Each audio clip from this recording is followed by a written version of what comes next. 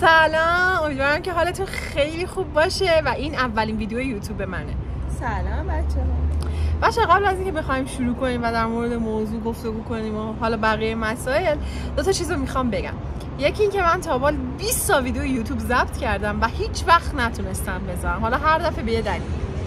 واسه همین این دفعه با کمترین امکانات گفتم که باید هر طور شده شروع کنم، هر طور شده. و اینو الان به یاسمن گفتم، به شما میگم قرار نیست برای شروع همه چیز عالی باشه، قراره شما شروع کنید و کم کم همه چیز عالی بشه. این باشه از اولین ویدیو یوتیوب ما، باشه بریم 6 ماه دیگه چقدر کیفیت ویدیومون بهتر شده یا هر چیز دیگه. بریم شروع کنیم. خب قراره در مورد سوگواری از دست دادن حرف بزنیم. حالا این سوگواری از دست دادن قرار نیستش حتما یک رابطه باشه که شما حالا مثلا پارتنرت رو از دست بدی، میتونه رفیقت باشه، میتونه کارت باشه، میتونه هر چیزی باشه که هممون بارها و بارها و بارها از دست دادیم و سوگواری کردیم به خاطرش.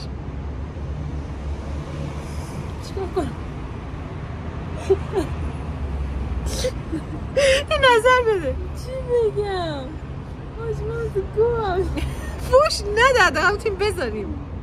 خب اینا رو میتونیم بذاری پستن تو خود یوتیوب هم خوبه، جذاب میشه اگه باشه. آره بچه، اگر توی تاکسی یا توی اتوبوس مکان عمومی حتی گریه‌تون گرفت، ترس از قضاوت شدن نداشته باشین، چون شما حال شما رو اونا نمیتونن درک کنن که چه اتفاقی تو زندگی شما اون لحظه افتاده که باعث این همه فشار شده که شما توی مکان عمومی دارین گریه میکنین. بعد تازه چیز دیگه هم که هست اینه که به نظر من الان توی این سال با این شرایط اقتصادی اینقدر همه حالشون بده، اینقدر همه از خودشون دارن که حتی به این موضوع فکر نمی‌کنن که شما چرا دارید گریه میکنید.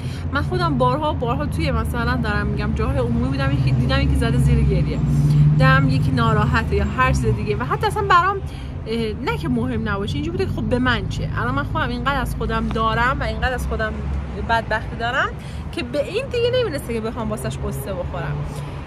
واسه همین از برون ریزی نترسید. من توی یه کتابی داشتم میخوندم در مورد سوگواری بعد از رابطه ها بود. بعدش میگفت گاهی آدم ها حتی با کارشون یک رابطه دارن.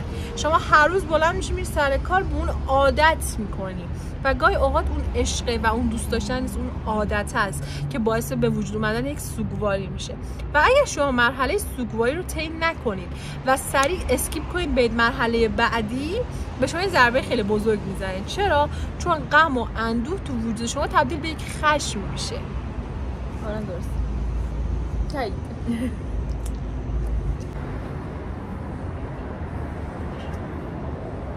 داستان برام تعریف می‌کنی راجع به همین؟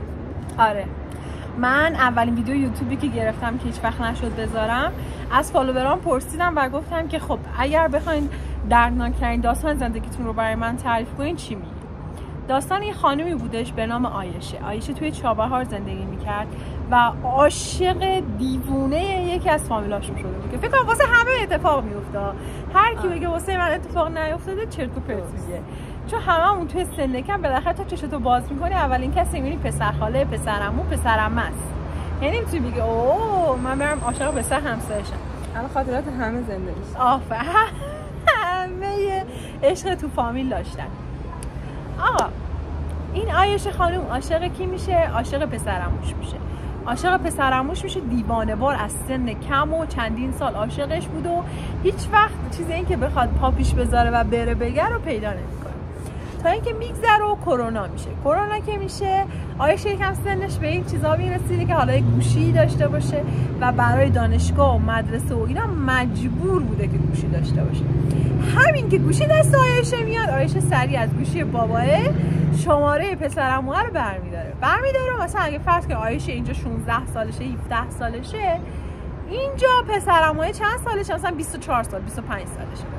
شماره پسرعموها رو برمیداره و شروع می‌کنه به پیام دادن بهش و اولش به شکل مزاحمت که شناختی من کیم؟ اگه به یکی ناشناس پیام میدی و بهش نگی شناختی من کیم، امتیاز اون مرحله رو از دست میدی. حالت بچه گونه داره. آره اصلا بجز این که حالت بچه گونه داره همین کار میکنن. نشناختی؟ تو اون لحظه نمیدونی چی بگی از هیجان و فهم خواهی جوری باشه که مثلا اونو به چالش بکشی، آدم چالنجی باشی.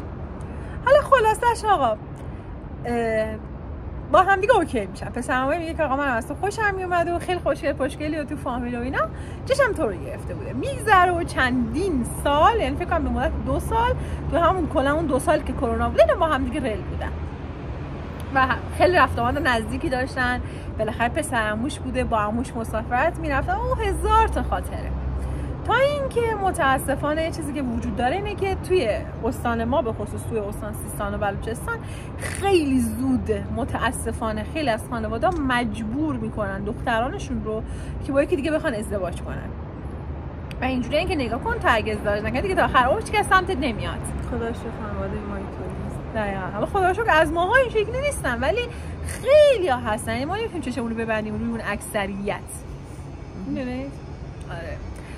بعد خلاصش کنم برای شما.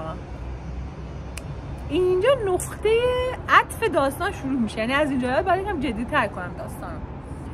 آیشه میره به پسرعموش که حالا ما اسم پسرعموش رو میذاریم احمد، یه اسم رندوم که نمیخوایم همه بفهمن حالا دیگه کی بوده و چی بوده. میره به احمد میگه که ببین برای من خواستگار اومده، بابای من داره منو مجبور میکنه که با این ازدواج کنم. احمد چی میگه؟ میگه ببین من بمیرم نمیذارم.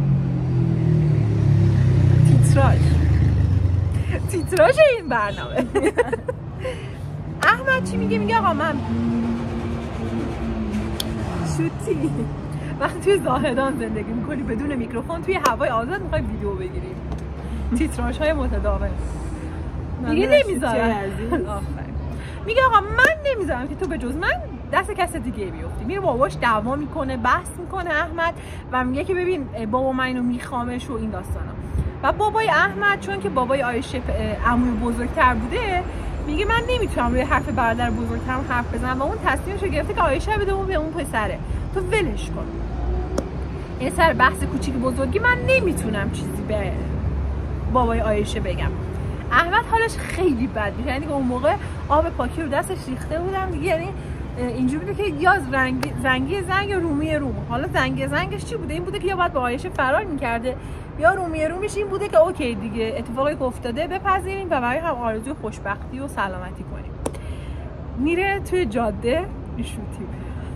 خیلی داستان بدی، نمیخوام شاد تعریفش کنم، غمگینش کن، فضا غم‌آلود. میره توی جاده با سرعت خیلی زیاد که فقط آروم بشه توی جاده کلاته. یه پرانتز باز کنم. دقت کردید همه داستان اکثرا دخترای این استان همینه؟ نرسیدن.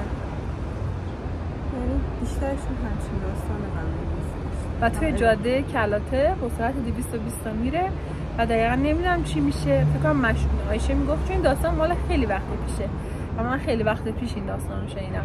آیشه داشت میگفت با سرعت خیلی زیاد چپ میکنه و اینقدر مست کرده بوده و اینقدر حالش بد بوده که حتی نمیتونسته کنترل فرمون رو به دست بگیره. و یه جوون میره زیر خان. چرا؟ چون بزرگترها فکر میکنم میتونن برای زندگی بقیه هست. و میدونی بدتر از همه چیه که این مثلا بابا اینجوریه که من صلاح تو رو میخوام. خب پدر من، تو اگر صلاح منو میخوای بذار من اشتباه کنم.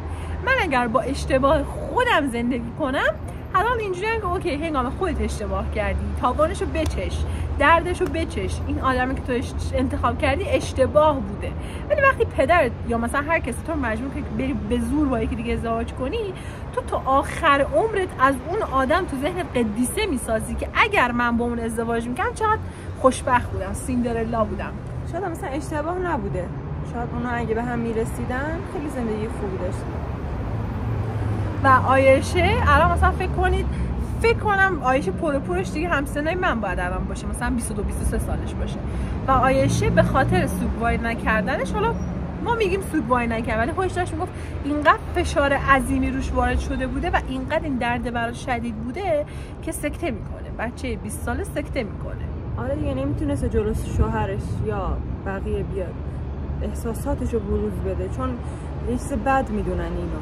میگن که تو الان شوهر داری چرا باید برای یه نفر دیگه، اصلا میگه خیانت کردی تو دیگه.